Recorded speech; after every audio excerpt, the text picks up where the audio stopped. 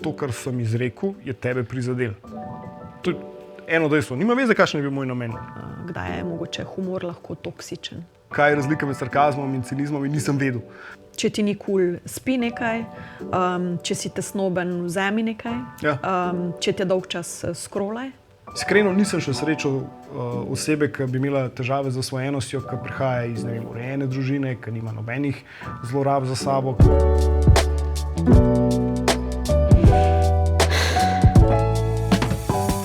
Lepo te pozdravljam v podcastu Zadihaj, kjer se na preprost in razumljiv način pogovarjamo o duševnem zdravju.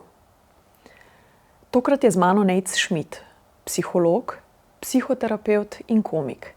Gre za močno kombinacijo veščin, ki lahko omogočajo lahkotnejše odpiranje težjih tem. Zato se bova z Nejcem posvetila humorju in njegovi povezavi s čustvi, odnosi, zasvojenostmi in duševnim zdravjem nasploh. Nejc, pozdravljen. Jaz sem res zelo vesela, da si danes tukaj z mano.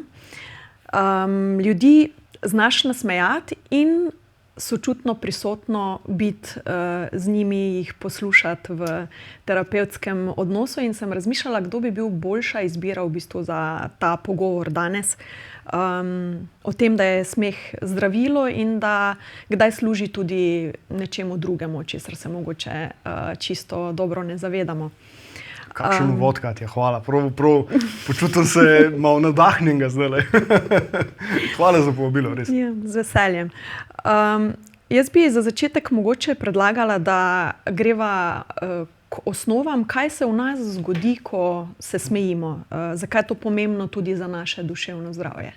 Meni je bilo ful zanimivo, ker sem magistrsko sem pisal tudi na temo humorja v medosebnih odnosih. Koliko malo je v resnici raziskanj, ker se humorja in smeha in vsega tega tiče. Tako da, ene raziskave so rekle, da se endorfini začnejo sproščati, ene raziskave pravijo, da začne ta sistem za nagrajevanje, dopamin ne, se pravi to delati. Eni pravijo tudi, da oksitocin se viša, posebej zelo naključno raziskavo delali, ne bi pomagali pri doživljanju bolečine. Se pravi, smo imeli dve skupini in tisti, ki so se več smejali, so manjkrat želeli dobiti protibolečinske tablete kot tisti, ki se niso smejali. Tako da jaz bi rekel, ogromno enih efektov ima smeh oziroma humor. Vsi so pa pozitivni, dajmo tako reči. Se že kar navezujeva na naslednje moje vprašanje. Smeh na prvo žogo povezujemo s prijetnimi čustvi, veseljem, radostjo. A je lahko povezan še s katerimi na paleti čustev, ki jih poznamo in nam mogoče niti na misel ne pride, da gre za to? Mislim, ta zdrav smeh bi jaz rekel, da je samo pozitivno stanje in v medosebnih odnosih in tako naprej. Zdaj lahko pa je, ne, tudi na prvo žogo, sploh v najni stroki, pa hitro, to je pa obramben mehanizem. To je pa tudi ni samo to. Tako da tam pa lahko hitro zamaskira vso ostalo paleto bolj neprijetnih čustev, kot so, ne vem, sram, žalost, jeza, bilo kaj. Na kakšen način lahko humor po tvojih izkušnjah iz prakse pomaga? Se pravi, ne le kot neko instant olajšanje in pobeg iz stiske, ampak tudi pri resnem osebnem razvoju, zorenju. V praksi, misliš? V praksi. To je vprašanje, s katerim časom, ker sem se veliko časa boril z njim. Ker na videz sta bila tako komedija na eni strani, psihoterapija na drugi strani, ne. Psihoterapija, to je pa nekaj resnega, tam so pa ljudje predelujejo najglobje travme, tam pa ni nobenega prostora za noben nasmešek, za nič, zelo tako rigidno vse skupaj. Pa tudi tekom prakse in tudi specializacije, ki sem jo delal, sem videl, da je lahko tudi eno tako orodje, kjer je mesto v terapiji. Zdaj ne takrat, ko so ljudje najbolj ranljivi, da bi se recimo šalili z tega ali pa kakorkoli, ampak meni to najbolj prav pride recimo ob zaključku terapij ali celotnega cikla ali pa ob zaključku tiste ure, da še vsem lahko mehen človek predahne, pa tako, sej razumem, kaj sem zdaj naredil, razumem, da sem bil ranljiv, razumem, da je bilo težko, ampak še vsem pa lahko bolj pozitivno grem naprej. Tako da ta del je. No. In tudi ena klientka me je enkrat zelo presenetila, kjer sem bil še v tem rigidno, zdaj predelujemo, zdaj zelo močno, zdaj zelo čustveno in je sama naredila neko šalo In takrat sem prvič pomislil, in so se oba začela smeti, ker pač ni bilo možnosti, da se ne bi. Ne, ker je bil v bistvu in dober jok in vse skupaj je tako lepo pasal tam, da je lepo tako kar zaokrožila je celotno tisto doživljanje, ki ga je imela. Takrat sem prvič pomislil, takrat sem bil tako, ok, ona še vse je bila v stiku s čustmi, je bila v stiku s to bolečino, ki je vse nosila, je znala to izraziti, je znala to pomiriti, tako da klej humor v bistvu ni nič slabega bil, ne? Ampak je v bistvu mogoče še celo en tak, pozitivno noto dal vsemu temu skupaj in sem rekel, ok, sem mogoče pa jaz tudi kot terapevt lahko kdaj, če bom začutil, ali da ne v vsaki situaciji, nekako naredim tudi mogoče tak zaključek. No. Treba je biti seveda zelo previden, tako da raj trikrat ne izkoristim priložnosti za humor, kot da bi jo enkrat preveč. No. Tako da, ampak res je taka fajn zaključek nečesa je lahko tudi. No.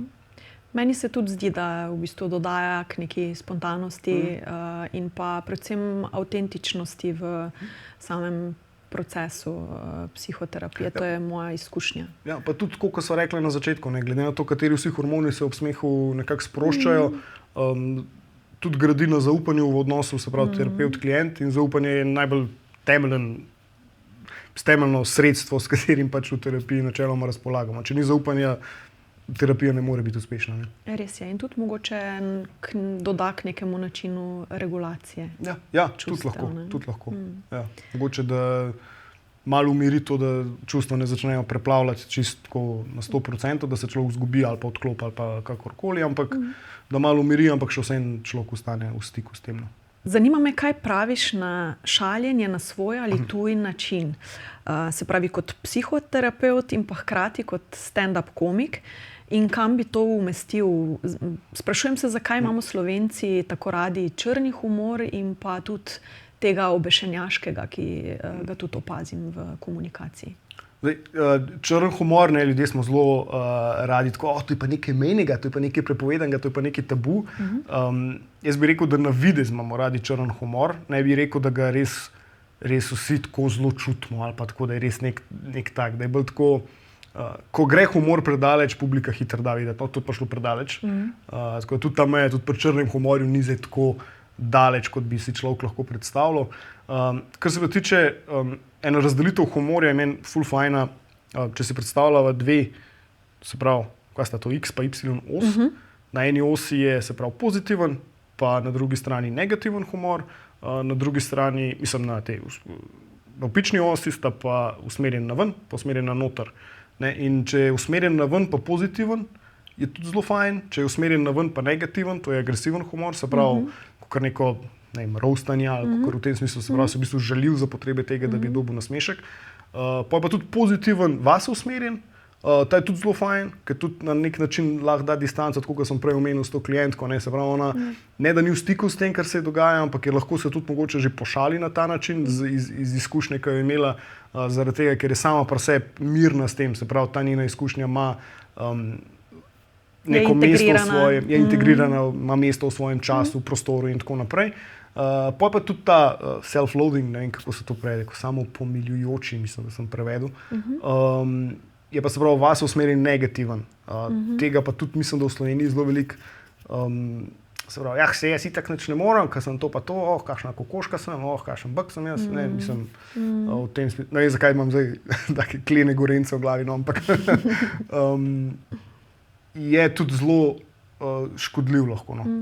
Ali pa, ko naredimo kako napako, se mi zdi, da dostikrat znamo tudi uporabiti kaj takega, in prav na glas izrečemo. Ne. Ja, kako sem jaz neumen, ker sem nekaj polil, kako sem naroben, kako sem to. In to jaz počnem to in bi ful se probam to nehati delati, ampak mislim, da je to globoko zapisano, da je res treba prav zelo namensko se ustavljati v teh stvareh. No.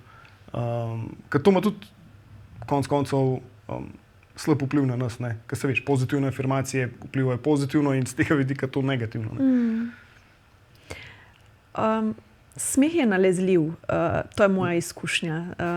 In ljudje se bojda 3-krat pogosteje smejimo v družbi z drugimi ljudmi, kot pa sami. Pomeni, da je humor torej tudi močan socialni dejavnik, tako da bi se malo premaknila, se pravi, k temu, kako humor vpliva na medosebne odnose.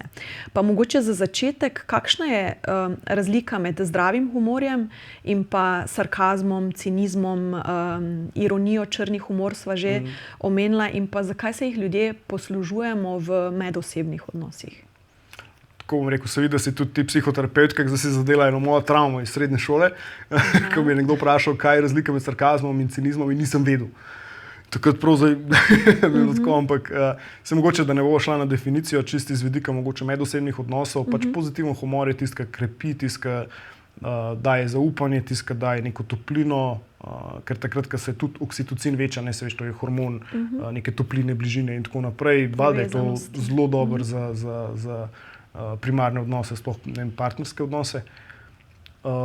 Sarkazem je pa nek vmes, je lahko tudi fajn, ne? Če sta oba recimo na isti valovni dolžini, zdaj, če lahko tako rečem, ker je tako malo tako, danes si pa samo 10 minut zamudil, ne? Pa če je to recimo neka interna fora, ki jo imaš, ali to s kolegom, ali s kukarkoli, pa če je odziv nazaj pozitiven, je ok, takoj, ko pa ni pozitiven, pa da lahko mogoče človeka s tem tudi prizadaneš, pa to pa itak ni ok. Cinizem je pa itak, to je pa en tak, ne vem, jaz to zelo povezujem z neko zagrenjenostjo. Nič ni ok, nobenemu ne zaupam, vsi so slabi, sistem dela to, ta sosed dela to, in to pa ne vidim, da bi bil kjerkoli pozitiven efekt iz cinizma lahko. No. In mogoče dodava to, da v bistvu gre za te zadnje naštete, pri teh zadnjih naštetih gre za agresivne oblike humorja, ki jih večkrat koristimo kot neko obrambo pred ranljivostjo. Ne? Tako, ja. V bistvu sarkazem je zelo hiter, skoraj da je enako lahko narediva pasivna agresija. Je zelo, če je seveda sporočilo zato tako, ne. Zdaj, če je sporočilo bolj lahkotne narave, potem je lahko malo drugačno. Kako lahko pri sebi prepoznam, da moj humor ni več zdrav, in kaj to pove o mojem notranjem svetu? Kdaj je mogoče humor lahko toksičen? Jaz mislim, da je to od vsakega posameznika odvisno. Se pravi, eno vodilo, ki imam, tako je, se pravi, da se človek vpraša, a jaz uporabljam humor zato, da bežim od tega, kar jaz sem, a jaz uporabljam humor zato, da ojačam to, kar že sem. Mogoče se sliši tako malo poetično, pa drugače, ampak v resnici ima zelo veliko smisla.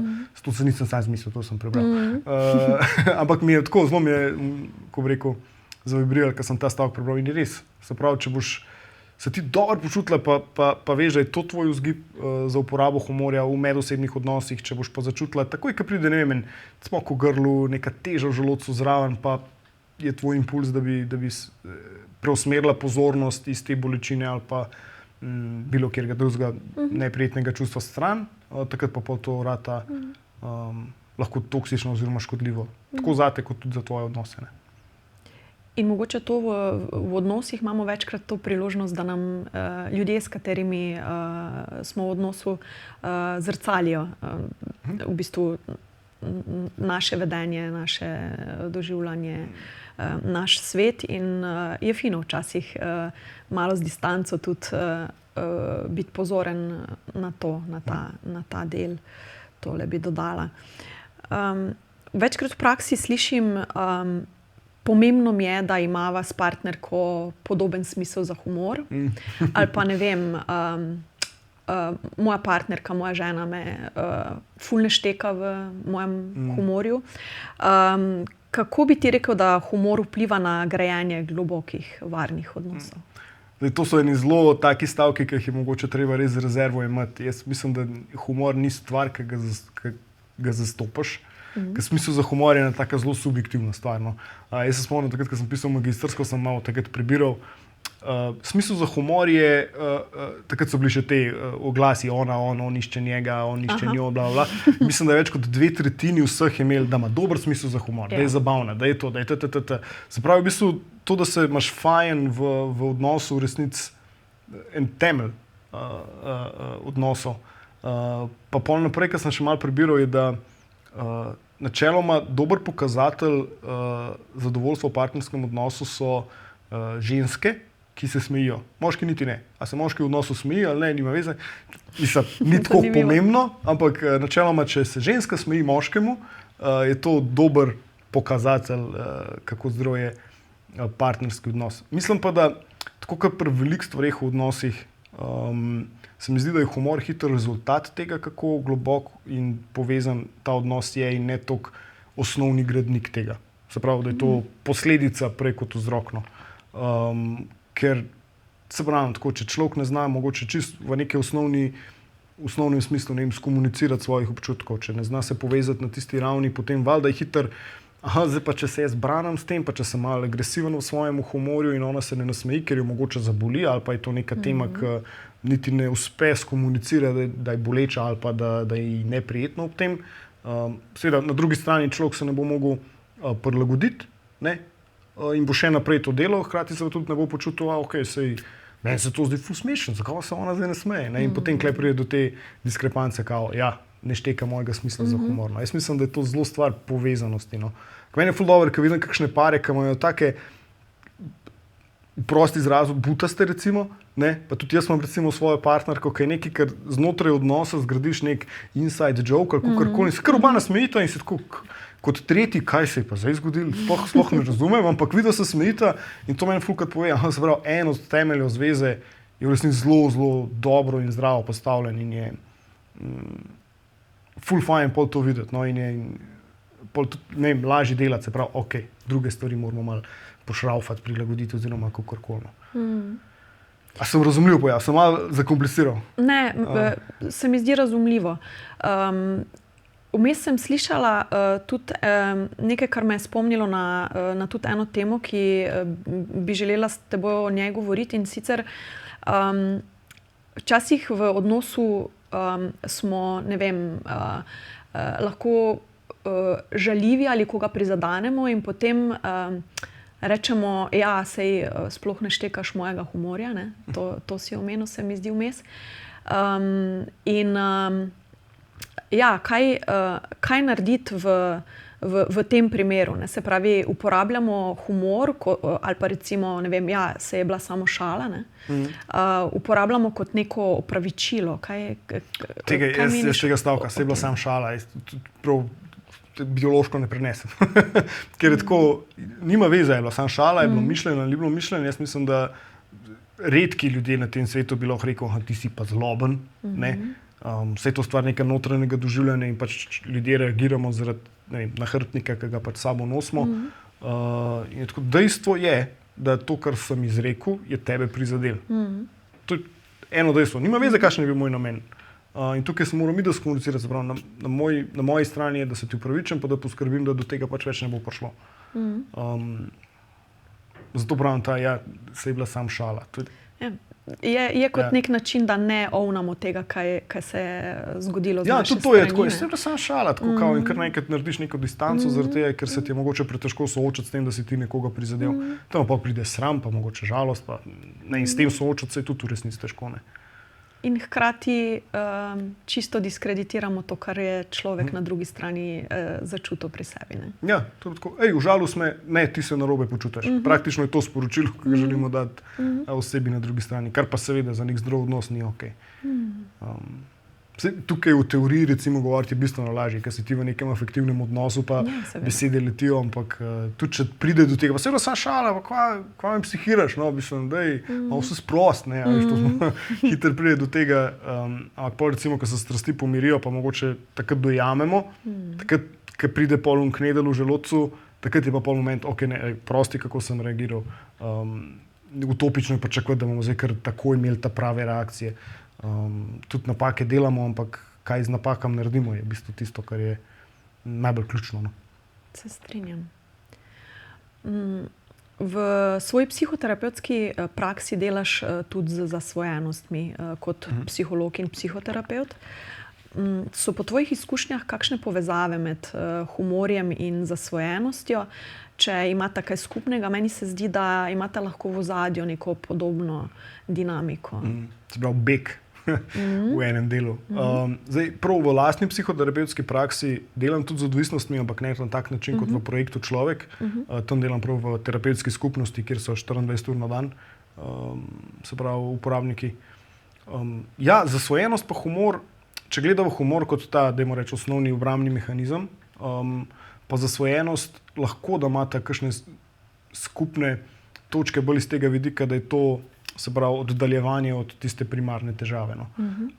Meni je ena od definicij zasvojenosti mi je zelo ljuba, pa ni to edina, jih je itak 1000, ampak ena od definicij je, se pravi, zasvojenost je nezdrav oziroma napačen odziv telesa na čustveno stisko. Je tako zelo, mislim, iskreno nisem še srečal osebe, ki bi imela težave z zasvojenostjo, ki prihaja iz, ne vem, urejene družine, ki nima nobenih zlorab za sabo, ki je živela, dajmo reči, na videz neko otroštvo in potem naprej adolescenco in življenje. Tako da ima to eno veliko podlago nekako noter, ker tudi, ne vem, če govorim čisto iz svojega primera, jaz ne bom zdaj rekel, da sem absoluten abstinent ali pa kakorkoli, sem tudi kdaj bil pijan ali pa tako, no, ampak pride do neke meje, zdaj ne bom še zate govoril, no, ampak povej, če se strinjaš, pride do neke meje, ki ti ni več okej. Ker je tako, ta meja pri zasvojenih je pa, pa ne pravim samo za alkohol ali pa kakorkoli, njim je pa boljš v svetu, ker niso v stiku s tem, kar jim je dano, se pravi, koliko smo mi dva zdaj tukaj, ne vem, da so pač prisotna, vesela, da so v družbi drugega, vsaj jaz sem, no, upam, da šeraš to. Delim, vsekakor.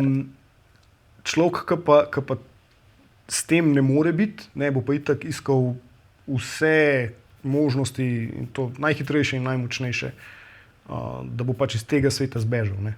Se pravi, tam je pa ta nevarnost, da se pač zasvojenost sploh razvije. Ne. Bi lahko potem rekel, da je zasvojenost kot neke vrste neuspešen poskus samopomoči? Ja, to je en način regulacije čustev. Je zelo enostavno bi tudi lahko tako opredelil to. In pogosta družbena sporočila se mi zdi, da so v zadnjem času. Ne bodi žalosten, jezen, ne se sekirati, prevzemi kontrolo nad svojim življenjem. Ne vem, frustracijska toleranca se mi zdi, da se kar niža, težimo k temu, da je čim več prijetnega in potem posegamo po nekih instant rešitvah, se mi zdi, kadar je neprijetno in je težko zdržati s tem. Ja, pa saj so že pri nekih osnovnih zadevah je tako, kaj narediš, ko te boli glava?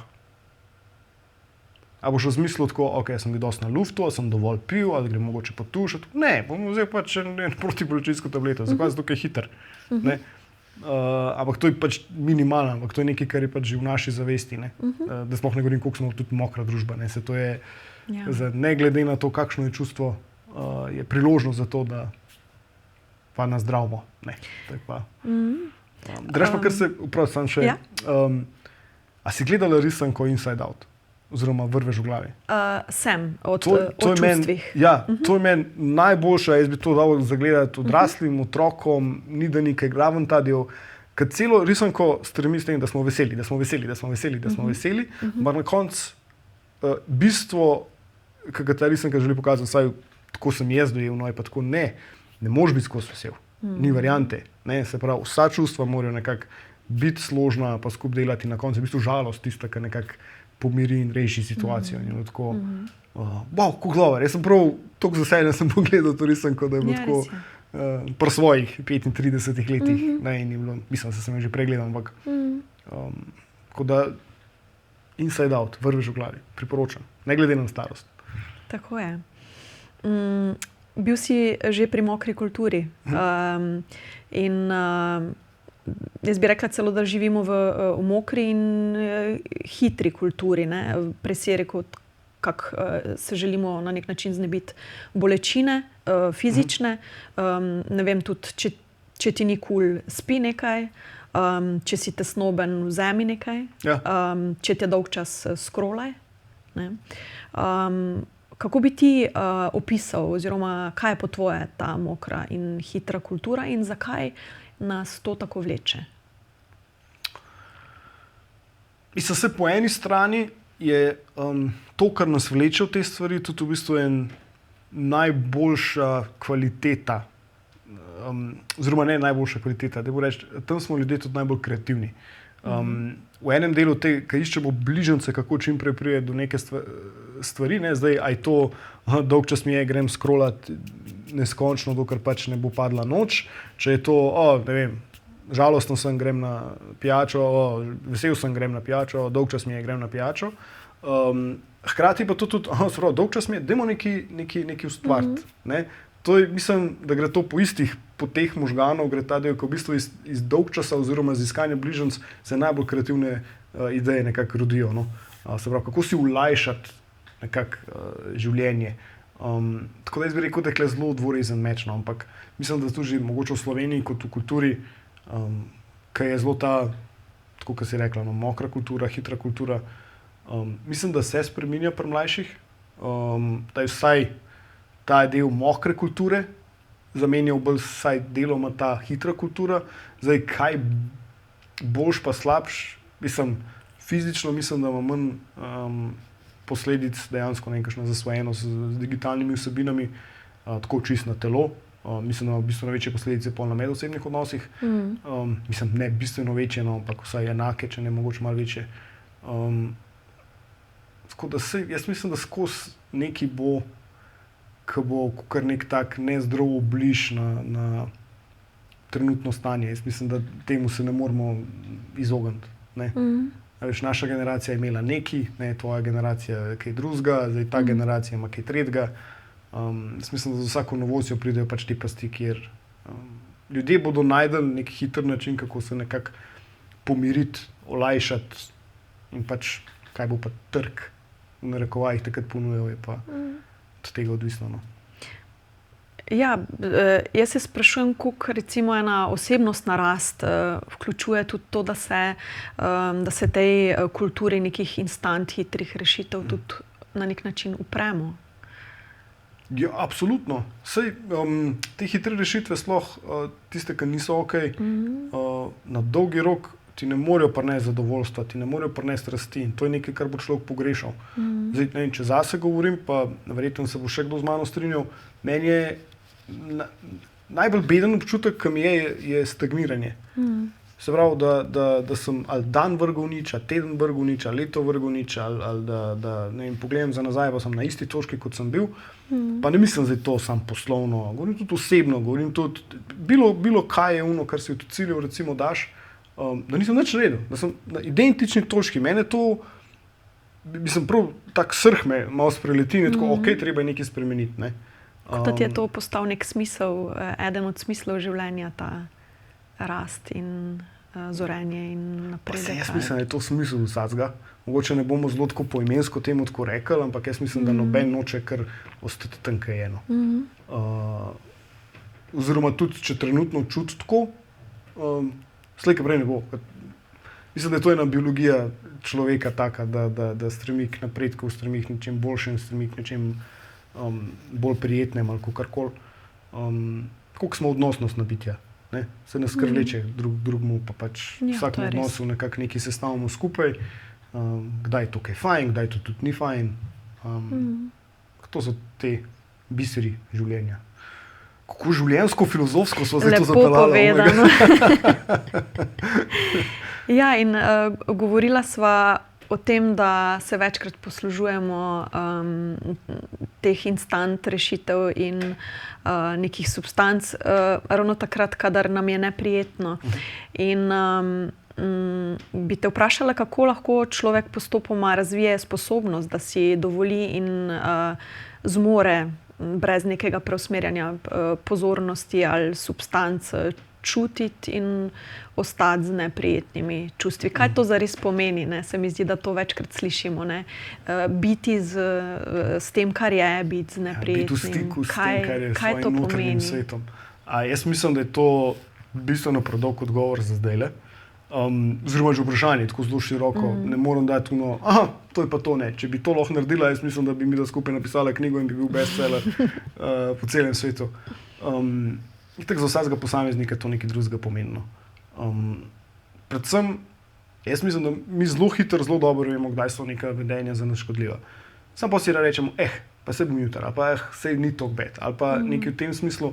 da takrat, ko zaznamo to, ali pa sploh, ko nam primarni odnosi oziroma pač bližnji, ki so okoli nas rečejo, da ti pa ne vem, malo preveč na telefonu, da je to ok, pa malo preveč piješ, ali pa ti pa skozi sam se jokaš, jaz pa tudi nisem videl, da te je bilo kaj sram, ali da bi žalosten, sploh ne vem, pa ne, v tem smislu, da pač take odzive, pa take signale, znake, kakorkoli vzamemo resno, pa tako, ok, kje pa sem jaz, kaj pa se dogaja z mano?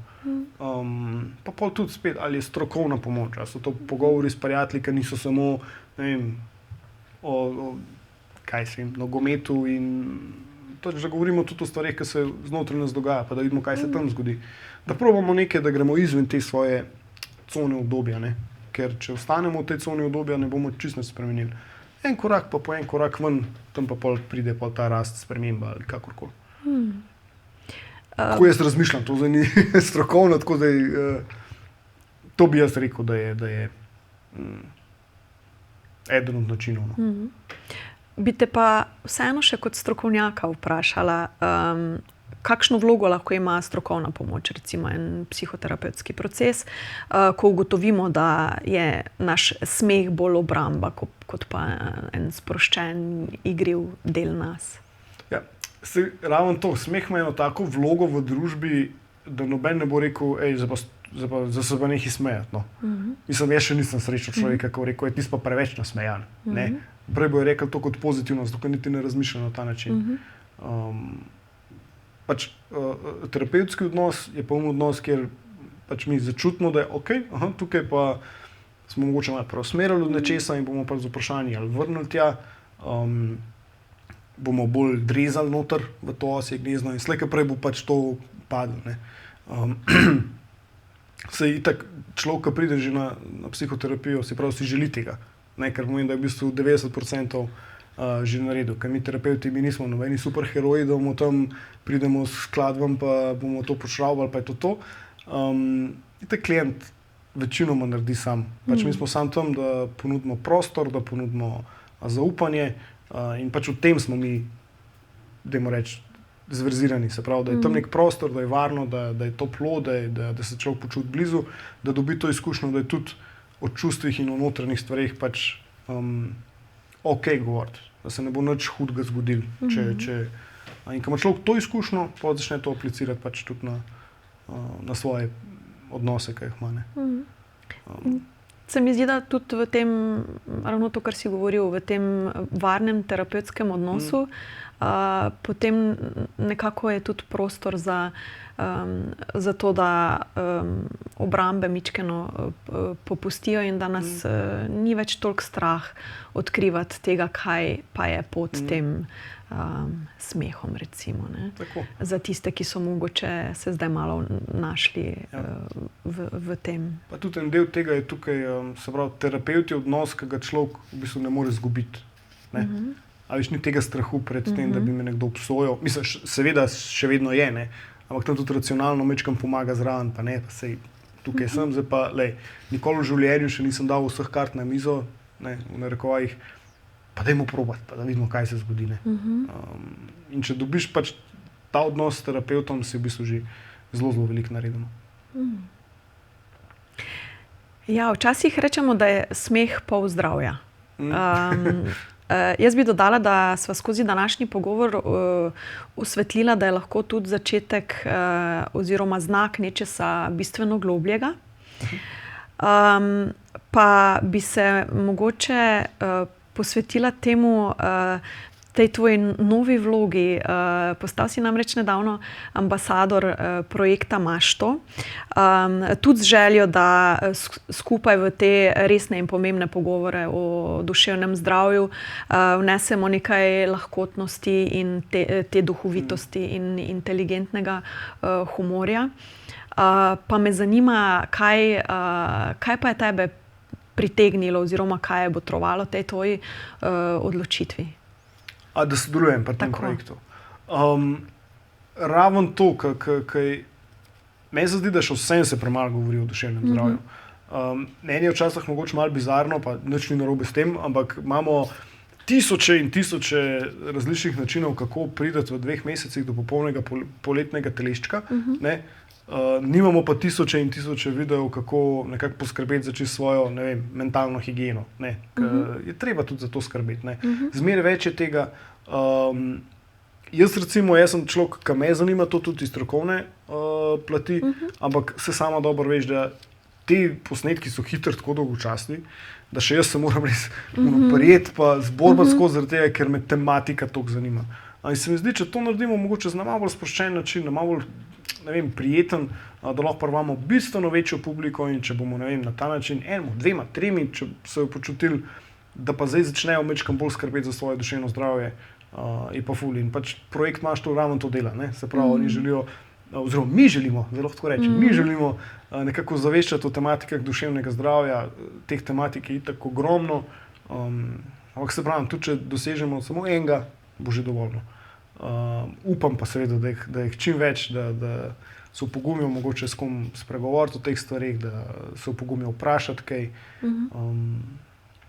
Pa konec koncev, ja, točno to, da se začnejo pogovarjati o teh stvarih. No. Mislim, da ta stigma že pada, daleč od tega pa, da je na tisti ravni, bi rekel, zdaj se pa tako prosto pogovarjamo o tem, kot o cestno-prometni varnosti, kjer ni nič tabu teme. Vsaj jaz tako razmišljam. Ja, lepo povedano. In če sva bila zdaj pri tem, kako je pomembno več govoriti o duševnem zdravju, me zanima, če imaš mogoče za ljudi tudi kakšno sporočilo v smislu iskanja pomoči in osebnostne rasti in tega, da to ne pomeni, da je s teboj nekaj narobe, ampak da zoriš, kaj bi povedal tistim, ki mogoče razmišljajo o tem, bi, ne bi. Mene je fulor, ki me včasih vprašajo, kdaj je ta prav čas za terapijo? Jaz mi rečem včeraj. Noben od nas, vključno z nama tukaj, ki sva načeloma psihoterapeuta, ne morava reči, zdaj sem pa dovolj osebnostno zrasel. Mogoče duhovni vodja nekje, mogoče lahko reče, zdaj sem pa res že vse podelal, kar imam za podelati. Ampak mislim, da ga ni človeka na tem svetu, ki nima še mogoče prostora za osebnostno rast. In terapija je ravno to. Se pravi, pomaga mogoče mečkam hitreje, mečkam bolj zgoščeno priti do nekega premika znotraj tebe. Tako da sporočilo, pač, če razmišljate o tem, pejte, zdaj. Ali pa takrat, ko dozori, ne? Ali pa takrat, ko ta ideja dozori, seveda, ja. Ja, drži. Ker še vsaj nema strahu, mislim, da pri tem. Jaz vem, da doskrat pravijo, tako, pol leta sem razmišljal, grem na terapijo, pa sem pol leta googlal, kjeremu psihoterapeutu ne grem, ne. Pa sem končno napisal mail, pa mi je povedal, da ima še 4 mesece čakalne dobe in tako, evo, ne, po letu in 4 mesecih sem končno na tem stolu in tako da tudi to je proces. Absolutno. In kaj mene veseli in mislim, da smo se v enem pogovoru tudi dotaknili tega s teboj, da se veliko mladih odloča za svoj osebni proces. Jaz ne vem, je to zdaj mogoče samo da se taki odločajo za terapijo pri meni, ampak jaz v veliki večini zdaj zaenkrat imam pod 30, no? Kar je full over. Pa to ne govorim samo posameznike, tudi pari prihajajo, ne vem, pari pred poroko, po poroki, pari mlade družine in je to full over, da so to, pa tudi niso to, to je pa zadnji klic na pomoč. Jaz sem tudi že nekaj parov, ki so prišli samo tako, midva pa hočeva biti, da vidijo, kaj lahko narediva še. Preventivno in podporno. Ja, mislim, se mogoče so bili na videz neke težave, s katerim so prišli, no, ampak nič, da bi tako rekel, zdaj pa če mi ne gremo na terapijo, šla pa narazen. In to je bilo ful lepo videti. No, tako, in to so v resnici pol ene take, ne bom rekel lahkotne, no, ampak take kar po maslu grejo take terapije, no, je res z veseljem pol delati. Ja, jaz mislim, da sva teme, ki sem si jih nekako zadala, kar dobro izčrpala. Mogoče še ti kaj dodajaš glede mogoče glavne teme, humor danes, kaj ostaja? Čistko, moj cilj je bil danes, da s tebe vsaj dvakrat nasmejim, tako da jaz mislim, da sem te, tako da ne bi imel nič za dodati, mislim, da sva ful veliko stvari pokrila. Ful hitro mi je šel čas s tabo, tako da se vidi, da sem terapeutka, ki se kar zelo toplo in blizu počutim, tako da hvala ti za to izkušnjo, no, jaz čim več tega, res Ja, in tebi tudi hvala, da si me danes več kot 2-krat nasmejal. En fun fact, ki sem ga prebrala, baje se otroci nasmejijo vsaj 300-krat na dan, odrasli pa samo še 15-krat. Fajn je biti otrok. Ja, odlično. Ja, jaz zdaj vidim, imam 7 mesecev staro hčerko doma in res je fajn. Ja, potem je, mislim, da to ena čudovita zaključna misel za danes. Tudi jaz se ti prisrčno zahvaljujem za bogat pogovor in pa veselim se nadaljnega sodelovanja, absolutno. Ja, z veseljem. Hvala tebi, Katja. Hvala ti. Podcast Zadihaj ustvarjamo z namenom, da vzameš od tega kaj koristnega zase. Upam, da je bilo danes tega kar največ in te vabim, da se nam pridružiš v naslednji epizodi.